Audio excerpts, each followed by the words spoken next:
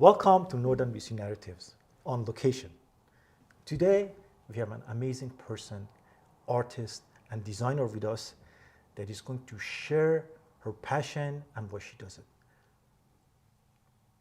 Her name is, I forgot your name, what's her name? Alexandra, right? Alexandra, yes. Her name is, so we have to call it, her name is Alexandra. Alexandra, it's a pleasure to have you on the show. Thank you so much. Tell me about yourself and what you do. I paint on leaves. So this started quite a few years ago as a way to raise awareness for waste reduction and how we impact the environment and wildlife. And so leaves have a much smaller impact on the environment since they're available in the fall. And so I started working with them and it just kind of evolved from there. Were you always an artist? No.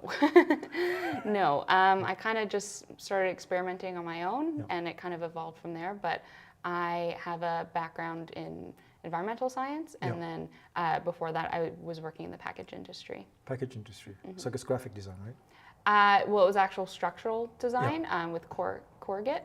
What is corrugate? Cardboard. Okay, you said So I corrugate. did. What's corrugate? Yeah. I'm going into my dictionary.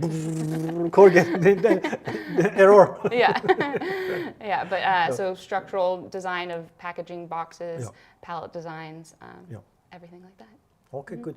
So talk about your childhood a little bit. How were you like raised and things like that? Like, did you have any good influences that in your family that had art background or no?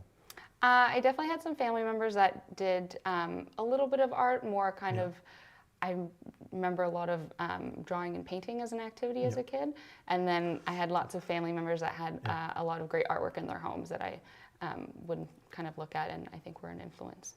So talk about some of that and talk about what you learned from them.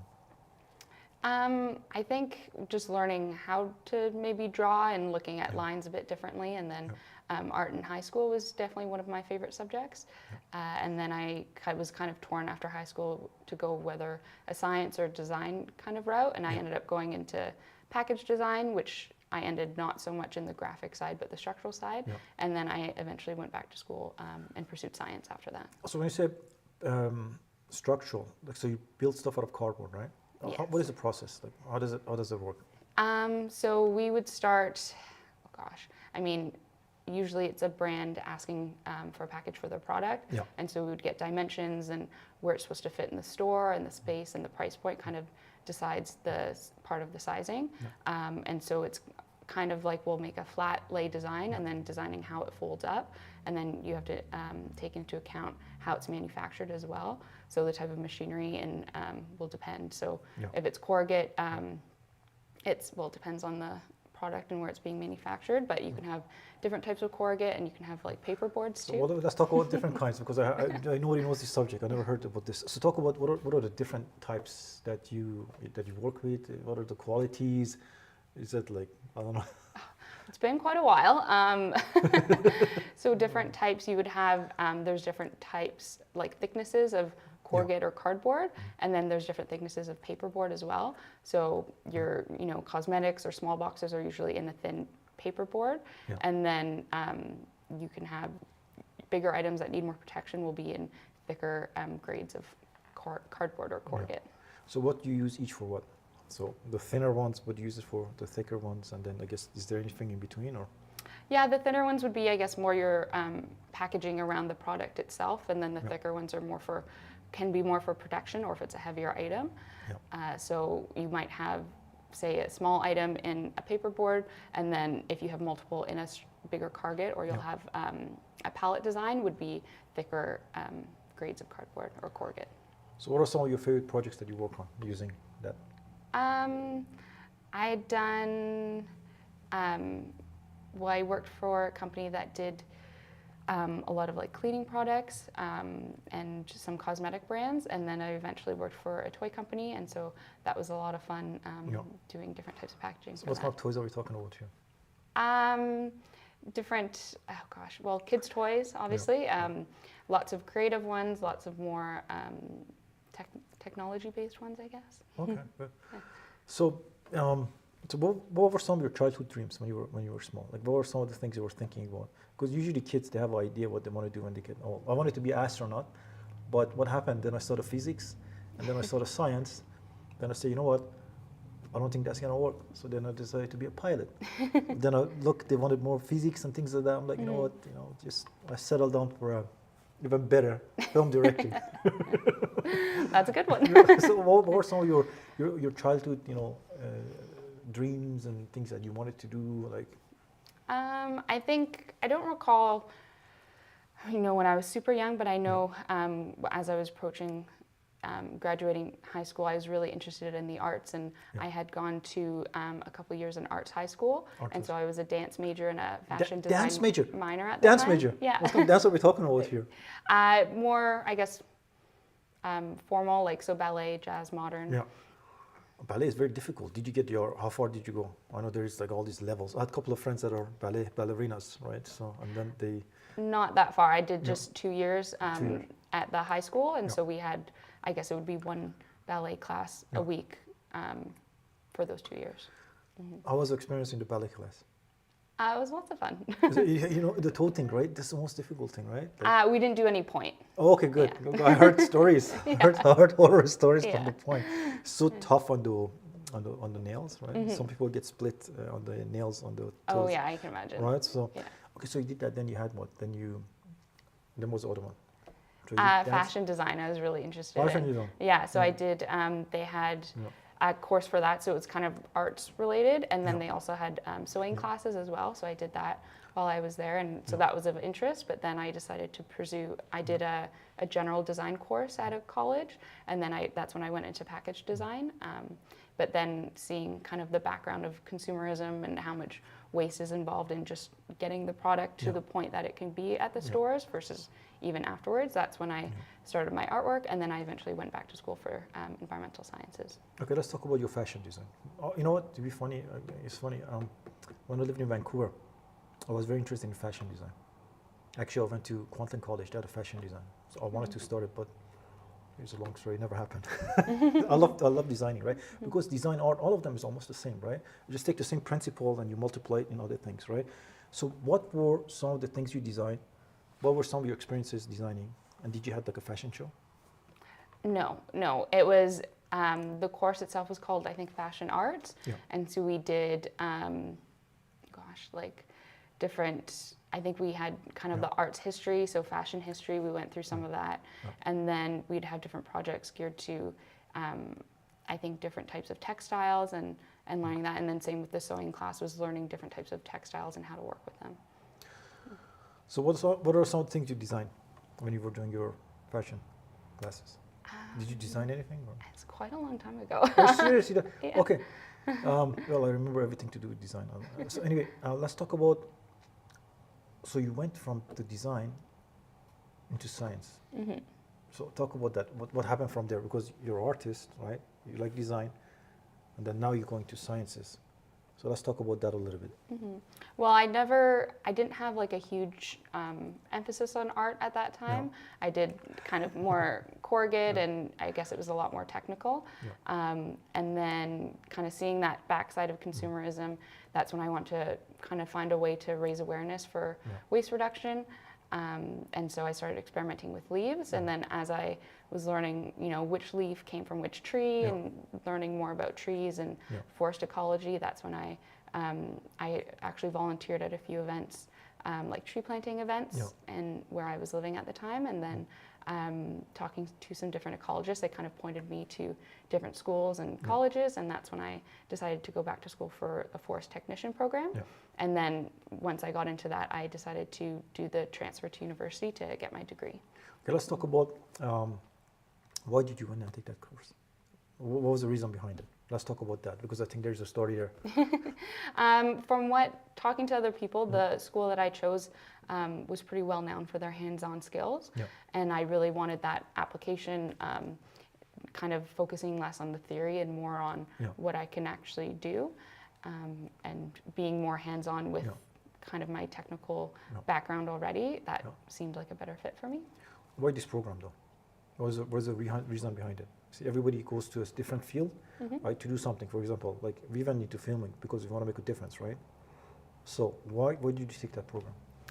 So I chose forestry. I was really considering, biology, wildlife biology, ecology, but I found forestry as much as I wanted to focus on helping wildlife, I found that if I could do something to help and that impacts their habitat, then that creates a better opportunity for them.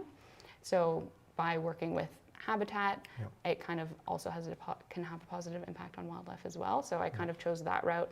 And then what other aspects of working in the field that came along with that. So I have no idea what habitat means. So why don't you explain it, like what it is and what are some of the things that is done, and what are some of the benefits for the environment? Let's talk about that. Just open it up and then just. Yeah. So habitat would be creating what something lives in. So for example, when it's forestry, there's different types of habitat that different type of wildlife will thrive in or benefit from. So one example in college that we worked with was in winter, you can have a different stand of trees that benefits deer because it provides better snow cover. And so they can move around easier in a stand that kind of the trees hold the snow and there's less deep snow for them to move around in. What are some of the things you've done in these programs? So. In the programs? In the college program, it was very hands-on, so lots of tree measurement, doing like tree heights, diameter, so how large around it is, and even doing increment bore to age the trees, so counting the rings. What is that? Talk about that a little bit. So an increment bore is it actually, it's kind of like a large screw, and so it screws a hole into the tree and it extracts a core. You go from top or you go from the side? Oh, you go from the side. From the side, to figure it out. So you get a core, so you only go to the center, so it's 1/2, and so you would count all those rings. And then depending on the type of tree, they'll have a certain age, because when it's starting, it's a lot lower. You only do it from a certain height to get that increment. And then you can see how old the tree is. So does the tree get damaged when you do that or no? It can, because then it'll leave a hole, but the way a tree works is it's called coated, and so it's actually compartmentalization of decay in trees. And so the cells in the tree, it can protect itself, so it'll block off those cells so that nothing can get into it. And then over time it'll grow over. So it'll close it? Yeah. Okay, that's good. I mean, so do you see any difference between older trees and newer trees now? I heard that they say that the newer trees, what's it called? The circles? The ring? The rings. The rings are, the rings are, they're different now.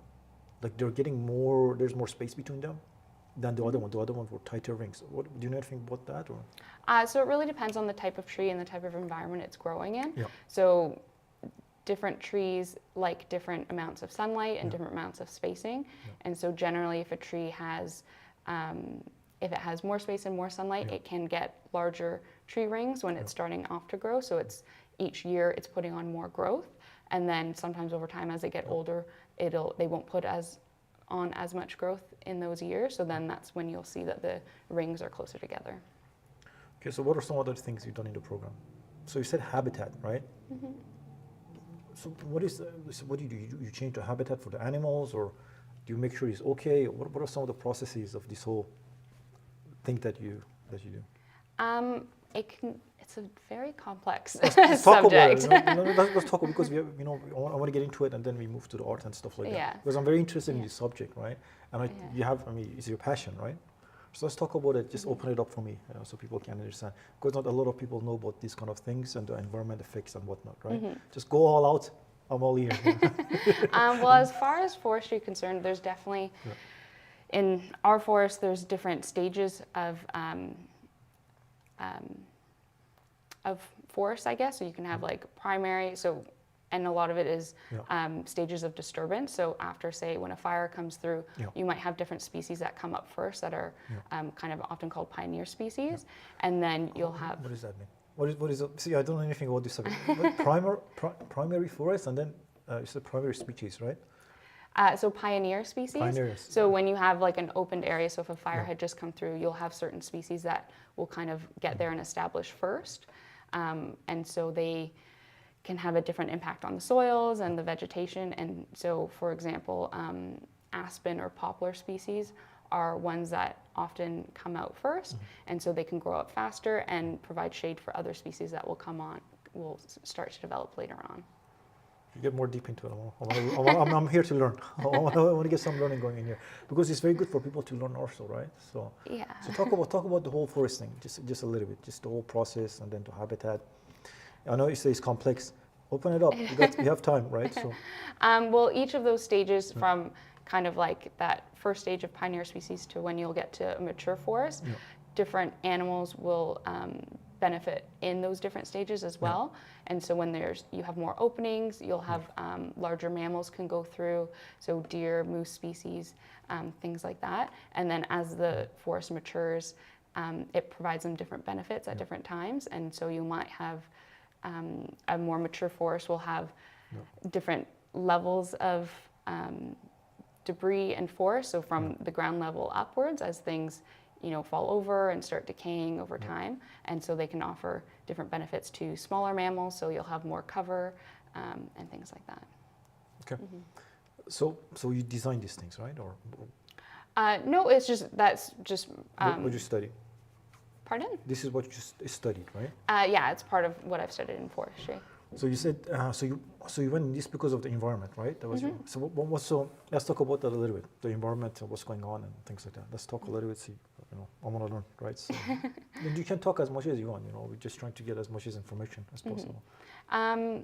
Yeah, something that you can make an impact and hopefully a positive impact if it's done properly. To open up those stages for different wildlife, and then something that can be more sustainable or create a more sustainable product for the economy or people after that. And so that was kind of something that I wanted to go into. Again, it's a really complex subject and it's not perfect, but it's forestry in itself has come a long way. And I was excited to be a part of where it could continue to go. So just talk about that a little bit. Give me longer answers because I want to get deep into it. So what were some of your hopes that to achieve to take the program? Why did you take the program and what do you want to do?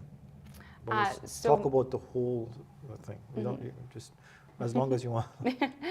So my hope was to have a positive impact on the environment, doing something day to day, whereas in packaging I felt that I was kind of having a negative impact. I was just contributing to consumerism and putting out product that either may or may not get recycled and kind of adds to more emissions. Whereas with forestry, I was looking to have a positive impact that will kind of have a more long-term positive impacts as well. And so going through the course, I learned more about it and more in depth of how complex it can be and different areas of study that you can go into. So you can go into kind of harvesting, or you can go into tree planting, or you can go into research. And so my continued hope is to kind of work to create more sustainable practices and continue with the trajectory that forestry has been going. Let's talk about some of the things that you saw in the environment that you wanted to make a difference. Talk about some of that stuff, some of the things that you saw. So one thing, after the college program, I went to university and we had to do an undergrad thesis. And thesis, oh God. Thesis is something, right? Yeah. Do you have to do writing and stuff like that? Yep. Oh my God, you pages after pages after pages. Yeah. It gets modified. It's like a torture every day. Yeah. Here you lots go. of work. Yeah, back and forth, lots of editing, lots of formatting. That's crazy. Yeah, but my subject was on carbon and nitrogen levels in soil after disturbance. Okay. So I had data that had been collected after wildfire, after clear-cut harvesting, and after salvage harvesting. And so salvage harvesting is after a fire has gone through, and then whatever's left is logged as well, so it's a double disturbance. And so through that, I was looking at different carbon and nitrogen levels in the soils and when they begin to recover. And so it kind of showed that clear-cut logging and wildfire had really similar recovery periods of carbon and nitrogen, and whereas salvage, it took quite a bit longer. So it was almost, I think, clear-cut and wildfire recovered after like 5 to 10 years, whereas salvage harvesting, it was only beginning to recover after like 15 to 20 years. And so I kind of like that of being able to adapt harvest practices to emulate more natural disturbances. So it's having a positive impact on not just what we see, but kind of lower down in the soils as well. This is a very interesting subject. We should get really deep into it. Because it's very interesting. Nobody knows about this stuff. We never had anybody talk about this stuff. We had 40 episodes already. We haven't had any. Well, we had somebody talking about it. It was very interesting. He was talking about selective tree cutting. Oh, okay. So you don't destroy the whole forest, right? We open the environment for animals too, right? Yeah. And then with that method as well, you're leaving a lot more structure, so stand structure, so there's still trees to create habitat, and so you get cover with that. And so that is one I've been able to work with, and it's really interesting what animals benefit, and it's really rewarding being able to go back and see animals using that area still once it's been harvested.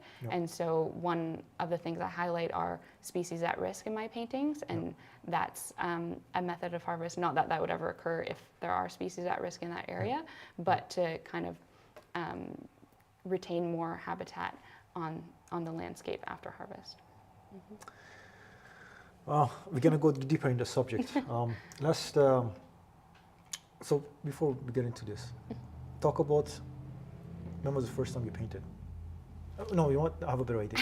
What happened that you went and picked up a leaf and you go, hey, that's a great idea to paint on these? What's the reason behind that? Because it's pretty interesting, right? What was your thought patterns and all that stuff, right? So, well, it would have started when I was working in the package industry still, and I was kind of looking for an alternative. I had kind of played around with painting on paper, canvas, things like that. But again, those were heavily processed items. And so I started painting on wood, which was kind of a bit more challenging as far as getting the wood. It's a lot heavier, it can be bigger pieces. What type of wood are we talking about? Kind of like wood cookies, like ones I've done still more recently, or bigger pieces, but planed, some with bark, some without. And then I just wanted to try a different part of the tree, so I was trying, so I tried leaves. I know some, there are practices of painting on feathers or painting on ferns, even pieces of birch bark, but I thought leaves might be interesting, and then leaving kind of that edge around the leaf as well, and so you can still see the beauty of the leaf. And so I experimented with that one evening, and then I just continued from there. Right? Yeah. That's it. That's beautiful. So when you first pick up a leaf, I guess, right? And you started painting on it, what were some of your initial thoughts when you were like painting? You're like, oh, this is great, or what was going through your mind? It did not look great the first time. Well, let's talk about the that. first one. I still have it, and I think there's a picture up of it on my website under like the process and my background. But it's just that it was challenging. I mean, it was still fun. That's part of artwork. Is it's more the process, not so much the final product. But just that the first leaf that I painted was a red maple leaf, and I had painted a hockey scene on it, and so just that very Canadian kind of feeling that I wanted to create, and kind of create how like we're impacting our land and our country, and so that's kind of where that's how I was feeling when I painted it first. That's beautiful. You said hockey. It's so Canadian, right? Canadians artists are very good at two things. One of them is, some of the famous ones were landscape artists, right? And then this hockey stuff is like, it's everywhere, right? So everyone is crazy about it. What kind of paint do you use? I use acrylic paints. Okay. So when you say acrylic, which kind we have? There's many different types. So soft body, heavy body, open. I guess it would be I'm not sure, the basic one. What brand is it? Is it like, is it Liquid X? Yeah, it would be that one. Liquid X, I remember that one. Yeah. I know I wanted to experiment. I know it's more common to find like natural paints now, but I kind of want to get into that once I use mine up, but I have been wanting to experiment that and see how it works on the leaves as well. When you say natural paint, what are we talking about? I've seen ones where I believe they're derived from different clays and stones, and then they're usually handmade, but I think they might work more as a watercolor than an acrylic, so that might be a challenge. We're working with one of my friends. He's indigenous. He's an indigenous tattoo artist. So he's reviving the indigenous tattoo art all over Canada, right? And he's a painter. His paintings are beautiful. So when I was in Kelowna, part of the documentary was we used to go climb mountains, right? And he would go and find different stones and clay, and then he would create his paint Oh, with very this thing. cool. Yeah, it was amazing. He's still doing it. But it's a little bit challenging because you have to add some body and things like that to make it perfect, right? So, but that's one thing you can do. There's like clays all over the city, right? Yeah. And there's all clay all over Canada. Oh my God, I'm getting excited. That could be a whole documentary. But you know about PEI, right? There's that red dirt. Yes, I love. yeah. Oh my God, it's that bottom. Oh my God. So there's so many different clays that you can use. That's very interesting that you're going that route. So then what happened? So you did your first leaf painting. You're like, that's it. That's it. This is what I want to do. Talk about that a little bit. That was definitely not the thought at first. It was kind of like the first one, and then I just started collecting more leaves and experimenting from there. I don't recall what my next painting was, but trying different landscapes. Sunsets was one that I really focused on painting, and then getting more into wildlife paintings after that. So how do you pick up your leaves? Do you just go and just pick them randomly, or do you like put a thought process into picking up the leaf? Do they have to have a certain texture? Do they have to have a certain color? How does it work? Run me to your artistic processes. That's what it is. Definitely looking at getting a variety of color and sizes is probably the biggest one, and then looking for shapes. When I started, I was just collecting kind of everything I found that had different colors or different shapes that were pretty unique. But over time, I've found trying to find more symmetrical ones that are fully intact, and then ones that I know will retain their color a little bit better. So maple leaves will retain a bit more of the reds and yellows, whereas a lot of oaks will just turn brown afterwards, which is fine. But depending on what I want to create and what I want to use them for, it can make a difference. So when you choose the colors, right? Because the thing with paint is, especially acrylic paint, if the color of the leaf is different, right, it doesn't work. Do you put gesso on it? Because sometimes you don't put any gesso. So then do you have to paint over it a couple of times of the same scene? Or what do you do with that? Because let's say you paint on a red, right?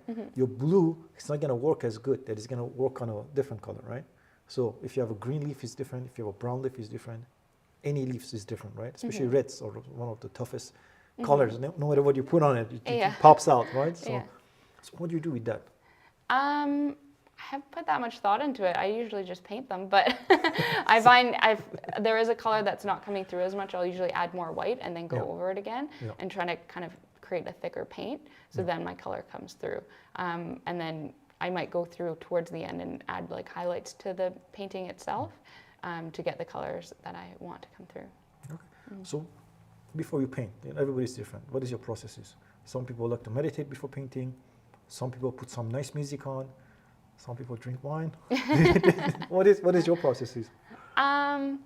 Usually I'll have maybe something playing in the background, whether it's music or a podcast or something else, or if I'm talking to a family member or a friend on the phone, I'll do that as well. And usually I'll have an idea in mind of what I wanted to paint and have a reference photo if it's kind of a sunset I saw, or I've been wanting to highlight an animal, then I'll have some different reference photos so I can get kind of their body shape correct. And I'll have that lined up, and I'll just start from there. I would usually start with my main focus first. So if it's an animal, I'll start painting that. If it's a sunset, I'll start with the sunset itself before I paint kind of the other parts of the painting first. That's amazing. Keep going. You stop. That's pretty much it. And I mean, depending on the painting, I'll usually do it in several sittings. I don't usually finish one all at once in one sitting. Oh, I'm serious. I'll tell you, maybe you see it and you're like, like that's it. I'm going all out. Wow. No, they can take quite a bit of time sometimes. And then if I'm kind of focusing in on too much, I'll want to take a break and, from staring at it so much and then looking at it again to get a different perspective. So when you paint, okay, do you have a image in your head already, or do you print something and then paint? I'll usually have an image in my head, and then if it's an animal, I'll get reference photos just so I can get the body and coloring right. And I'll usually use several ones because I want to make it my own and not just copy a photo. And so that's usually how it'll work. But it'll come from an idea of like an image of something I saw or something I've just thought of that I wanted to put different pieces together. So your area is not art, right? You're not like you didn't study art and then so talk about how did you how did you learn how to do it so good?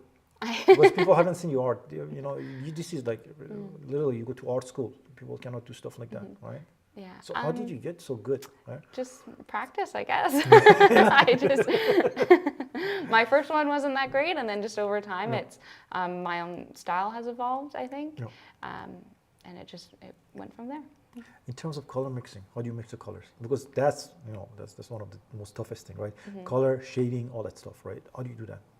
I found for the most part, I prefer to mix my own colors. I know there's a lot you can buy all the different shades and pigments of different types, but then I found I haven't really enjoyed working with those as much. So I'll have a few, usually just like my primary colors, and then a few different of my go-tos of like certain browns to get different tones, and that's usually how I prefer to do it and mix them all myself. So how many colors do you use to mix?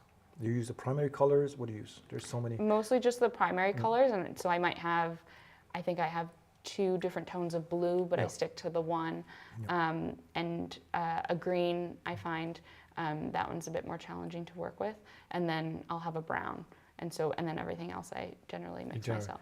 Have you seen that chart that they keep showing us to art in art school? You just have a couple of colors, and there's all these colors they created from this. But you gotta mix so much to get some of them. Like the ones at the end, you gotta mix this with that, with this. By the time you got to the end, there's no color left. Right? It's just crazy. Have you done stuff like that? A little bit. I think in high school art class. So what kind of brushes do you use to paint? Very small ones. Tiny ones, right? Yeah. Yeah. Those. You know, the good thing about tiny brushes is, well, so you have to buy the most expensive one. The cheap one don't work, right? So, but when you paint, they give you perfect lining, right? You also use metal pieces, like the metal brushes. Like a metal end? Or? Yeah, metal end. No, I've never done Those that. give you the best. Oh yeah. best lines, right? Like gives you the perfect lines, and then it's so easy to clean. A brush, after what, maybe use it 15 times. That's it, it's finished, right? Even if you clean it so good, right? The best ones are, I like synthetic better because it's more harder, right? You can put more pull. But the softer ones, they're good too, but it gives you more like flow, right? So, what is some of your favorite brushes? Probably, I mean, I have a few that I kind of use the most. I'm not sure what their sizes are offhand, but they're quite small. But I find, depending on the leaf that I'm painting, sometimes there's more texture on the front, and it can really make a difference in like fray the brush a bit more. And so I'll have to spend a bit more time cleaning it and kind of like reshaping it. Oh, it's crazy, right? Yeah. I haven't painted for a long time now, but I'm gonna start painting soon once I'm back. But it's the brushes, like it's crazy. Like you have to keep cleaning the brushes, right? And then you run out, right? Then you have to go buy a whole thing of brush, like literally, like like 20 of the tiny ones, And this is crazy. And it's like you pay all this money, right? After a while, it's not good anymore, right? You're like, oh my god, I gotta paint again. It's just crazy. Every leaf that you paint, how long does it take usually to paint? So you said you do it in a couple of seatings, right? Yeah, usually. Let's talk about how it works, right? So the seatings, and then how long does it take to finish one leaf? It really depends on the piece and the subject that I'm painting, but usually it can be, like I might go back to it again that day, or I might wait till the following week or a different weekday to continue working on it until it's done. So it takes almost a week? Depending. So when you go back, you remember everything you have to do, or? Yeah, Oh, for the most part, if I've done kind of just my main subject, and then I might stop there, and then afterwards do like the background, or if it's a sunset, things like that, and add it into different stages. Okay, good. Okay, let's see some of your stuff, and then we're going to talk about some more stuff. I love talking. I think you noticed that already. Okay, let me just see. Let me see if I have photographic memory. So this is a piece. This is very beautiful. Thank Alexandra, you. this is, let me just turn it this way, maybe. It's better. So, can you see it? No. Yeah. Okay. Wow, look at that. So this is a piece inspired by an area around here, actually, called the Hagen. What is it? What is Hagen? It's an area probably east of Prince George. And so this is painted on a red oak leaf. And a while after when I first started painting leaves, I was buying frames to frame them, to display them, because there was one part of actually painting on the leaf, but Then, displaying and getting the next step proved to be pretty challenging. That's your branding and marketing background, packaging. Yeah. So it was definitely pretty challenging finding different frames. And then after a while, I found that, I was kind of being counterproductive of, sure, I was painting on leaves, but then I was still buying these heavily processed frames still. So then I was able to kind of over time source vintage frames. And so a lot of them I had to refinish or fix up and work on. But this is one of the vintage frames I've started working with. And so I find it's fun having such a unique, like all leaves are slightly different. And then now all the frames that I'm finding are slightly different as well. And so it's been really enjoyable kind of pairing the two together and finding what leaves work with what frames with the different tones of older wood, and then kind of the stories that the frames can have themselves. Talk about the processes, because I know that's a big process, right? This is a whole different world of talking, because you're matching the leaves with the frames you didn't make, right? So you have to make sure that everything, this is perfectly this is perfectly shaped, right? So let's talk about that a little bit. What is your process? I'll kind of go through, depending on like looking at my leaves, what I want to paint, and my subject, and then looking at what frames I have. And so I'll kind of match them of see which ones look best together and what kind of tones I'm going for, if I'm bringing out certain browns, or if I was painting a certain type of wildlife, depending on the coloring of the wildlife, I might want it to match with the frame, and go from there. How do you pick up, where do you find the frames? The frames? All over the place. How? Give me some examples. Like, do you go to thrift stores? Do you go to people's homes? Or sometimes thrift stores, and sometimes people's homes, like marketplace, things like that. What people have had, different, sale, just really all over. And then from living so many different places now, I've kind of had a collection from different areas as well. What places did you live? So I originally, when I was working in the packaging industry, I was living in Toronto. Oh, so busy, such busy. I've been there. It's just crazy. Yeah, and then for my tech college, I was living in Lindsay, Ontario. And then I went to Thunder Bay to go to Lakehead University. Yeah. And then where's Thunder Bay? Is that Calgary? Is it Edmonton? No, sounds so familiar. Thunder Northwestern Ontario. Okay, Thunder Bay. Ontario. Yeah, so still in Ontario. And then now Prince George. What brought you to Prince George? For work, for forestry. Okay, so you take some time to. So when you go buy the frames, you buy like a lot of them, and then you think about the design. Or do you just have to design and then you get the frames? How does it work? No, I'll usually kind of always looking for frames and seeing what I can do with them. So it's not usually if I find one, I'll just get the one. If there's a couple, I might just pick out the ones that are going to work best for me and what I'm using them for. You know, the frame and the art, they both have characters, right? And you match the color, to the wood. So talk about how you painted this.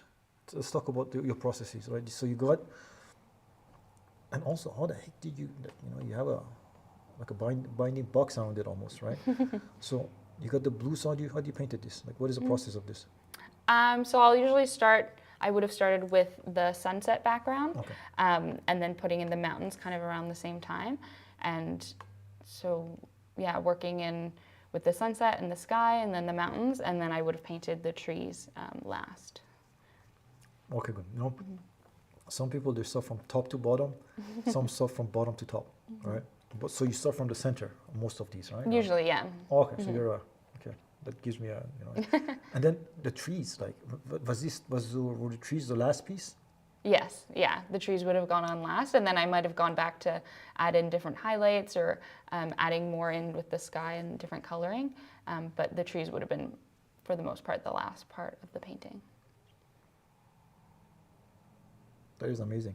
And then you got, so you use acrylic, right? Now the leaf is dry, right? Yep. So we suck all the painting, right, or no? No, it sits on top of the leaf itself. Okay. So it doesn't soak in kind of like some of the wood. So it doesn't dry as fast? No. Okay. It takes some time. It depends on how much water I've used. is really but it's not like oils where it'll take like a really long time to dry. Oils, like, it's crazy. Like 10 years later. Yeah. Grandma is still working on a painting. It's just like, I really like it, just, and do shading. Like, how do you do shading? Like the shading, so it doesn't get dry, right? Because acrylic, it dries. Like, you get only a certain amount of time, right? You go, especially, Liquidex, I work with Liquidex. Is, like, you're like on a timeline. So how do you manage that? I might add more water. More water. Okay, good. I just want to. And do it that way. And it doesn't make the leaf like, because the more water you add, does the leaf bend a little bit, and then you have to hold it down? It can a little bit, and then that's kind of when I might work up to a certain point, and then when it dries, I'll put it back into like a book, and then it'll help reflatten it to a certain extent. So when you paint these, right? Because you say you do it in a couple of sittings, right? Do you paint the whole sky, then come back next week, and then paint the horizon, then come back next week, then paint the mountains, and then you do it like that, or you just go like all over the place the way probably more all over the place of doing, like, maybe I would have done the sky and the mountains, and then let it sit for a bit, and then come back and work a bit more on the sky, a little bit more on the mountains, add some of the trees, and kind of do it that way. Okay. What do you call this masterpiece? This one's called Hagen Sunrise. Hagen Sunrise. Yeah. Is it sold already? It is, yeah. Oh. I'm sorry, everybody. It's all gone. It's gone. Okay, so let's go to the next one. That's beautiful. Hagens. What a name. Hagens. Sounds like German. Is that German name, Hagens? Oh, wow. Look at that. So this one is actually... No, it's good. No. Isn't that good? No, I just want to make sure, it doesn't... Oh, yeah. If it breaks, I'm not responsible. Like, everybody, if it breaks, you're not responsible. The cameras are my witness. Oh, so you got okay, go ahead. I say this one's also inspired by a place in Prince George called Paderney. So it's a trail network, usually mountain biking and hiking. But in the wintertime, the top trail you can walk, and there's lots of eagles there. Are you serious? Yeah. No way. There's eagles there. Yeah. So I think when I first went, and then I brought my friends, there can be up to like 30 or 40 of them we counted. So you go as a group of 30 and 40? Or no? No, eagles. The eagles. Yeah. I was like, oh, yeah. You're so popular. 30 friends. Like holy. Yeah. So that was when I kind of, it was my first time seeing them so many at one time, and it was pretty powerful, and that was something I wanted to put into a painting. So what kind of eagles are these? Are they bald eagle? Bald eagles, yeah. And so they're the juvenile eagles. They don't get the white feathering on their head until I think they're about 2. These are the babies, right? Younger ones. That's crazy. Like, I remember in Kelowna, we were killing ourselves to get a video of a picture of the eagle. I'm serious. Like literally, like we would go for days waiting to take pictures of eagles, and then there's nothing, right? Yeah. And then an eagle flies, everything's off. You grab the camera, it's shaking. It's crap, right? So what? These guys. Oh. How many of them? You said 30? Probably. I think we counted about 30. Yeah, there. 30 in one tree. Well, not in one tree, in a couple trees, but in one area. That's very rare. That's very. It's crazy. Bald eagle. I thought bald eagle live in warmer places. They live in warmer places? I don't know. I've no experience in this area. I'm asking. You're the expert in here. Not an eagle expert, but I know they do often stay in groups over the winter. Are you serious? I didn't even know that. I thought they stay single, right? No. Because they always say, ego stands alone. You know I'm talking about. Ego stands alone. Ego is the king. Ego flies, highest, whoever flies the highest has to be alone, right? So that's what I thought. I never know they travel in packs. It's the first time I'm learning something new. I got schooled to that a little bit. That is crazy. So when you walked there and then you saw this scene, what happened? I got very excited. How excited? Were you jumping up and down? Or were you like, oh my God, I've got to... Just, kind of watching, observing them, kind of seeing what they were doing. They were looking back at me and other people on the trail that were walking. So it was pretty exciting. I think it's, a fairly well-known place for people to walk in the winter, walk their dogs, or even go cross-country skiing or snowshoeing. So yeah, definitely a nice spot. And then getting the extra view to be able to observe them kind of in a closer proximity was pretty exciting. So when they saw you, did they make any reactions and things like that? For the most part, no. I think they kind of mind their own business, and then I obviously wouldn't do anything to kind of interrupt them or distress them in any way. You just kind of keep your distance, and then you can watch them if that's something you want to do. So there's a lot of green in here. Well, almost everything is green, and then you're using gray and brown, and I got some white going on there. What was the process of painting this? What was in your mind? Were you like excited because this is like such a almost emotional kind of a scene, right? You don't see this, right? So how was it when you were painting this? It was. I hadn't painted multiple eagles before, so it was a bit challenging. But yeah, I kind of started with the eagles and then adding in the background, and kind of working off of my own photo of them, from like putting in photos together from my walk to use as reference, which was something I, starting out living in Toronto, there wasn't a lot of wildlife like to reference my own photos. They killed it all. Yeah. They ran away. Yeah. They destroyed that area. All the animals were like... Yeah, maybe the odd fox or coyote, but yeah, so it's been pretty exciting living in different areas and being able to capture my own images of wildlife and being able to use that as my painting reference. Mm-hmm. You know what is interesting about this, right? Now, you know, I don't know if in art school they used to critique, right? It was like a bloodbath.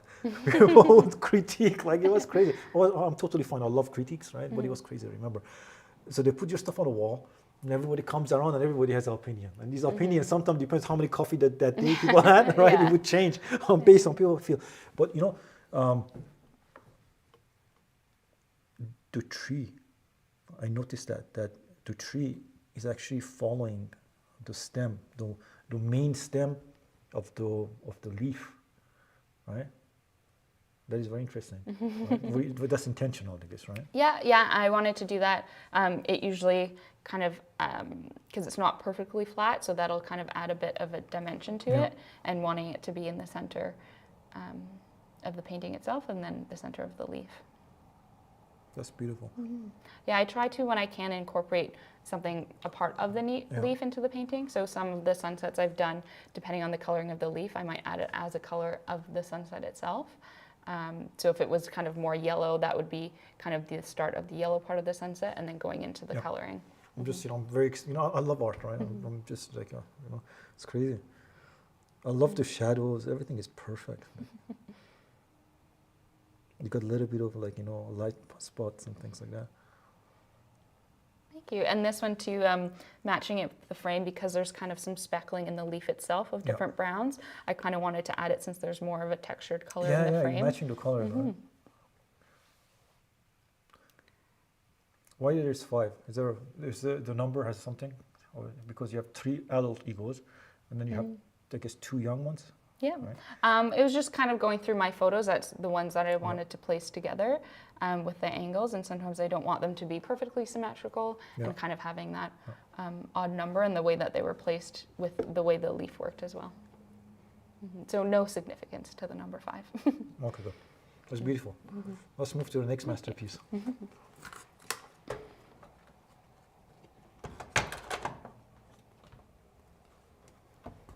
So this one was not my own wildlife reference photo, I will say.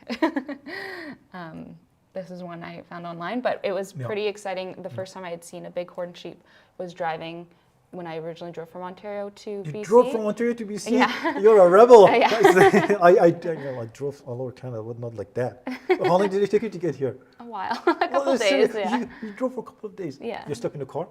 Or did you take hotels and stuff like that? No, I stayed with friends kind of along the way and family members. Yeah. And then I think I stayed one night in a hotel. One night in a hotel? Yeah.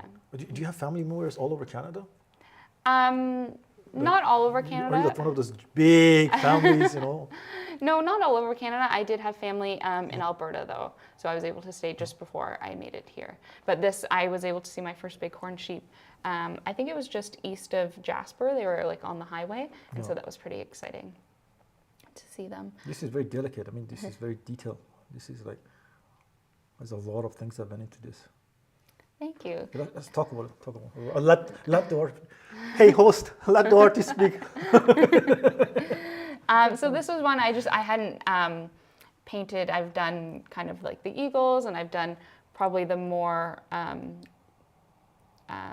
just to BC wildlife I've done, or the spirit bears, which are the kind of whitish colored black bears and grizzly bears. But other than that, I hadn't really expanded into other wildlife that's more West Coast or BC.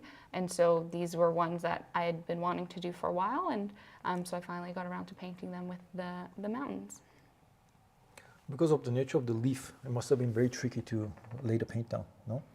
It was a little bit with the kind of being a lighter sky colored on a darker, slightly darker leaf, and having so many different colors in it. But so this was one where I would have added more white, so that you don't see that coming through.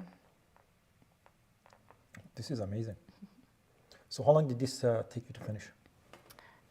This one took quite a bit of time, especially getting in like all the areas of the grass in the foreground, and then highlighting different areas in the mountain as well. And then wanting to get kind of the animal, the sheep, the right kind of proportions, since it was something I hadn't painted before. I find that can be challenging my first time painting a species of wildlife. Yeah, this is like, I'm looking at the colors now. It's just like, there's so much going on. How do you select it? Why do you choose it? Why do you choose to paint on this leaf, not something, darker or red or something like that? So this was one just kind of more the shape and being more symmetrical, and this was one I had picked for this frame as well, so I wanted it to match. Kind of that was the colors I was going for, and having something kind of these colors plus a lighter sky color was just the look that I wanted, and so that's how I ended up choosing this one. That tree is almost center. Is that you did that purposely? The bigger tree? No.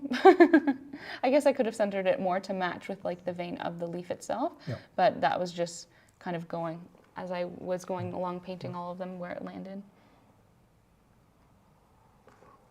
Is this one sold too? No. It's not sold. This is, it's really beautiful. And the colors, like I like the color. You're very good at color matching. Do you know a lot of artists have issues with color matching? I can imagine colors can be hard. It's very hard, right? You're almost like a master color matcher. I find I don't know how our other artists feel, but I find there are certain colors I work better with than others, and so I find definitely more blues I have a better time with, and then greens are ones I find are a bit more challenging. Oh, greens are challenging. I find greens challenging, yeah. Oh, wow. But blues I find a bit easier. It's such a relaxing color, and there's so many shades of it, right? You can do crazy stuff with blue. You got sky, you got mountains, you got water, right? You can paint in all blue if you wanted.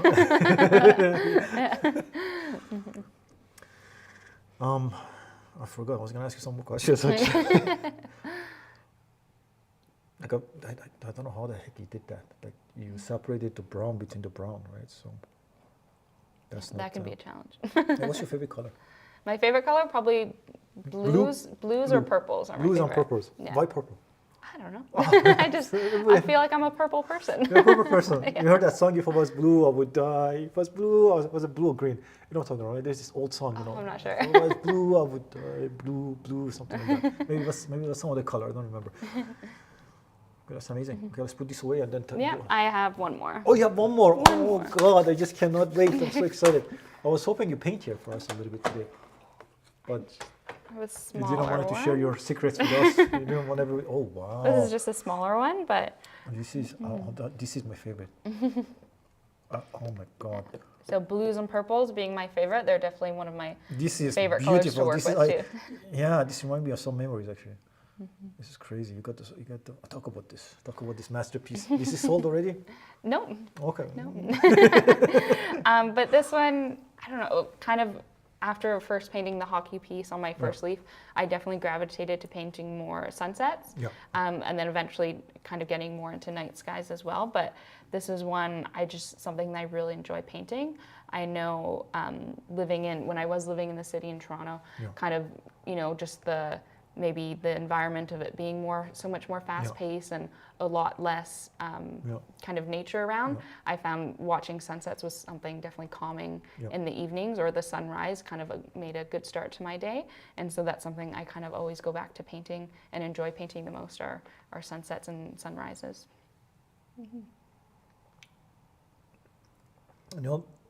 Do you meditate or anything like that? No. Okay, but you spend a lot of time in nature, right? Yes, I do. Oh, that's like meditation. Yeah, I find, pretty much. But you need that connection, right? Do you have like a deep connection to nature and things like that? How do you feel in nature? How do you feel in nature when you walk in? Okay, what's it when you're in a city, right? How do you feel versus when you're in nature? I definitely feel much better being in nature. How does it feel? Just more calming, grounding, Yeah. and definitely you kind of can like it. I don't know what would be the word, but kind of calms all your maybe anxieties or thoughts a little bit more, and kind of being able to observe what's around you, whether it's like a squirrel running from tree to tree, or just noticing the smaller plants along if you're on a trail or something like that. Yeah. This is almost like a mystical experience. I'm serious, looking at this, right? Because in my culture, we have paintings like this. But those are experiences when you go in nature and you have, right? Because what happens, I guess, you forget everything, and then everything stops, right? And then it's just you, and then emptiness. And then out of that emptiness, this stuff pours out, these kind of paintings and things like that. That's what it feels like, right? It's beautiful, I love it. That's good. It's definitely what I'm going for. Kind of like, even if you're up at night in the summer and you're watching the stars, that kind of feeling that you get, that energy, and you kind of lose your worries a little bit more. Yeah. And so that's any like sunset and night sky painting. I'm hoping that would kind of have that feeling for the person looking at it. It's beautiful. Just want to look at it. Just want to put my eyeballs in here. How long did it take you to paint this? Some time, not as long as some of when it comes to actually painting the wildlife, but depending on how I want it to look, kind of getting the right shading and coloring, going from like a lighter purple going into the dark, and then adding in all the stars can take a little bit of time, especially depending on how frayed my paintbrush is. I want to do one dot and it makes like 5, crazy, and then I have to like wipe it off and try again. So the leaf is red. Yeah. Right? You match the colors perfectly. You have no idea how difficult this is. Right? You got the red, right? And then even your purples, there's some kind of a little bit of red, right? That's why you're matching everything. Because this is not easy to match, right? And then you choose the trees to be, is that dark green or is that black? These are just black. How the heck did you do the stars in English? It's like, just very, very carefully, very finely. But I find being able to put more red in with the purple, that's where it comes in handy of mixing my own colors and my own purple, because then I have that flexibility to add a little bit more red in some places than others. And so I like having that control to make it my own, instead of just using a pre-mixed purple. That is amazing. Like,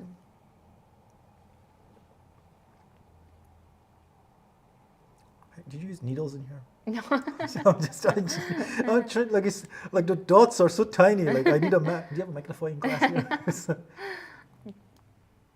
The dots are so tiny. Like I cannot. It's just beautiful. And the leaf, you picked up the perfect leaf. This leaf is almost perfectly symmetrical, right? I'm crazy about symmetry. Yeah. Everything has to be balanced, right? Like this is beautiful.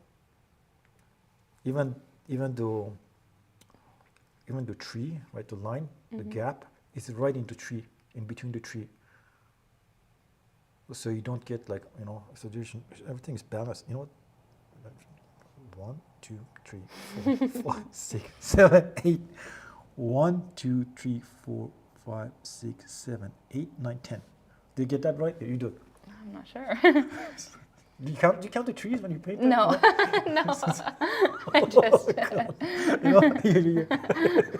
I mean, if you're looking at it, you might not have the perfect amount of trees. 1, 2, 3, 4, 5, 6, 7, 8.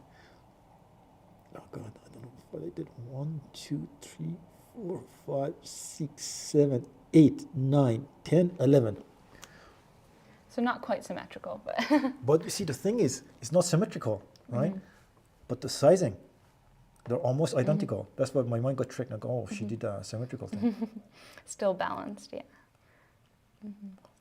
This is beautiful. How do you write your name so tiny? Again, a very small paintbrush. And you have Yeah. such a nice writing, you know.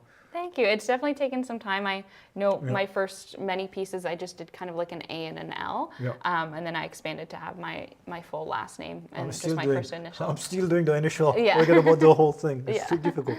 I know, it is very challenging. This is very beautiful. Thank you so much. Okay. Maybe let's talk about some other stuff before we finalize. I'm going to ask you some questions. So maybe put that away. So I don't want anything happening to that, okay? Because, you know, that's it. Yeah. We're finished.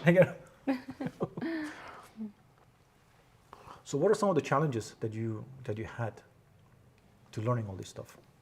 From learning, I found, I think anything creative, we can be our own worst critic. Yeah. And so I've definitely and still trying not to be less hard on myself, but was definitely hard on myself going over and wanting it to, look nice and be appeasing to other people as well, and kind of forgetting the process of how it made me feel just painting it and exploring that way and like that other side of the art process. But really, I've always done it on the side as something, kind of like my passion project. Whereas once I started getting into framing it and then actually doing my first show, that was something that was really challenging of, I had all these leaves, and then how can I actually make it feasible for people to display them or to do something else with them? So that was probably the biggest challenge. And over time, I think with the vintage framing, I've figured out something that I'm pretty comfortable with and happy with. But it's always a changing process. Oh. That's crazy. So you know something? Are you a perfectionist? A little bit sometimes. You see, I am a perfectionist. I'm crazy, right? Like when it comes, like things don't come on until they're perfect. And I think it's the hardest thing sometimes to let go of being a perfectionist, because I guess when you let it go, things become more fluid and more beautiful. But when you always trying to, it becomes stressful. It's not enjoyable. Oh, yes, right? exactly. Right? Yeah, It's definitely. like, oh my God. Yeah, which isn't the point. So that's usually where I'll stop, and then I will come back to it later. Oh, okay, so that's why you go and come back, Well, right? sometimes. Yeah. Yeah, because painting is supposed to be almost like a very freeing experience, right? And then when you try to be perfectionist, it's like, it's another job. Yeah. It's another job, right? Yeah. So it's just crazy. Well, and I wouldn't want any of that kind of more negative energy to go Going into to a the- painting as yeah, well. So yeah. I always want it to be a positive and enjoyable experience. So when you start painting, what happens to your mind? Does your mind slows down and gets relaxed, and then just things fade away, and then you are there? I guess they call it the zone. You're in the zone, right? Yeah, and then definitely. nothing exists, right? Okay, good. Yeah, definitely. And so sometimes I can paint. I don't do it as much anymore, but when I was starting out, I would paint like hours and hours at a time because I was so zoned in. Yeah. And so that's when I've gotten better at taking, proper breaks. Yeah. Alarm clock. I mean, a timer is not a bad idea, right? So, what are some of your favorite pieces that you have painted so far? Oh gosh, there's so many of them. Oh. I do. I mean, each one I find is special, and it's something that I've enjoyed, and especially if I can connect it to something. Yeah. I think some of the more meaningful ones I painted. I recently had some of the northern spotted owls that I had painted, and that was kind of there's a lot of work being done with a breeding program here in more southern BC, where they're trying to release them to kind of help the species come back. So that's something that I've really enjoyed. And then same with the different landscapes. The sunrises and sunsets are always a good one too. You're very, what do I say? You're very into, helping the environment and animals and things like that, right? That is very rare. I mean, we have destroyed this planet to nothing basically, right? And then we destroyed, forget about the planet, not the animals. Animals life, they're all like, it's even getting worse. Like, it's just keep getting worse, right? So talk about some of that stuff that is your passion.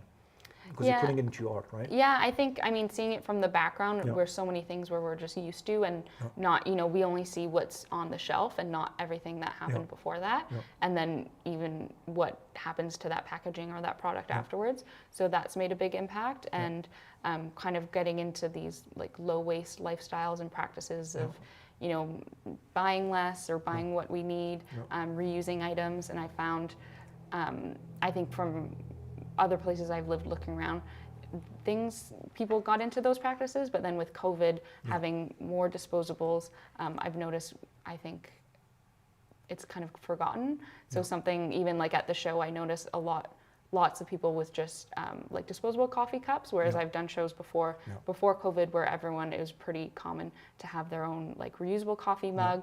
You could bring it to the store to get refilled, or they're making it at home. Where with COVID, they kind of stopped any refill programs. And I'm not sure if they've really picked up again. So that's something that, I just try to practice that and want to continue trying. I think our own impact can make a huge difference. And with consumerism, you're always voting like with your dollar. If you're buying something, it's saying to that company, like, we need to produce more, and they'll continue doing it the same way that they have. So I think that's a big part of what we can do as individuals for the environment. And then there's a lot of terrible companies that people support, right? And it's I guess the more time passes, people are becoming, I guess you could say, less educated. They don't care more, right? And nobody researches like what some of these companies are doing to the environment, and all the damages they're doing, and then they're just paying them to destroy everything, right? And nobody thinks like that anymore, right? So do you have some things you want to talk about that? Like, I definitely understand it's so easy to forget. There's so many things going on. There's so many things to focus on. We focus on in our own personal lives. Things get busy, and it's easier just to grab, the first thing at this one store, or sometimes you can't afford to buy the more. Like you have to work on your own budget and what works for you. So I find just choosing, kind of working on the things that you can. If it's making coffee at home or using that reusable coffee cup, and kind of building those habits, at least that's one step in the right direction. Even if we can't just totally change everything, there's only so many things within our control. Something I just find out, those reusable, and not reusable, the coffee things you get, was that recycle one, right? What's it called? Like reusable coffee? When you go buy a coffee, you get what they give disposable you. Disposable. Cup. Okay, disposable. I just find out like that there's so much plastic. There's a lining inside of it, right? And it's so full of plastic. So when you're drinking your coffee, you're drinking all this plastic, and then bad things are happening to you, and you're like, why? Like, why, right? So we can easily fix that with just buying your mug, right? And people don't realize that. So you're damaging the environment, and then you're damaging your own health without knowing it, right? So yeah, definitely. So that's one side of packaging, is knowing how those things are created, and then sometimes, depending on the facility or like the city you're in, you can sometimes recycle them, but a lot of times you can't. So it depends on the packaging itself. So any like those disposable cups, and I think like Tetra Packs, when you have like that like juice box, like those bigger juice boxes. Yeah, I remember those juice boxes. So those are the same kind of. Those are horrible. Yeah. You remember those? Yeah. You could take it. But similar packaging, where it's multiple layers of paper, plastics, and foils, and so to actually separate them, they all need to be recycled separately. And I mean, I'm not going to sit there and peel them apart. I don't know if anybody else would. Crazy, but. So is there a solution to this thing? Is there anything that is recyclable? I do a lot of research on this, actually. I'm very interested in this subject. But there's a lot of companies that are making biodegradable. But I don't know how good that is for your body. There's some even making bamboo spoons and things like that, right? And they dissolve after a while. Do you have any knowledge on that?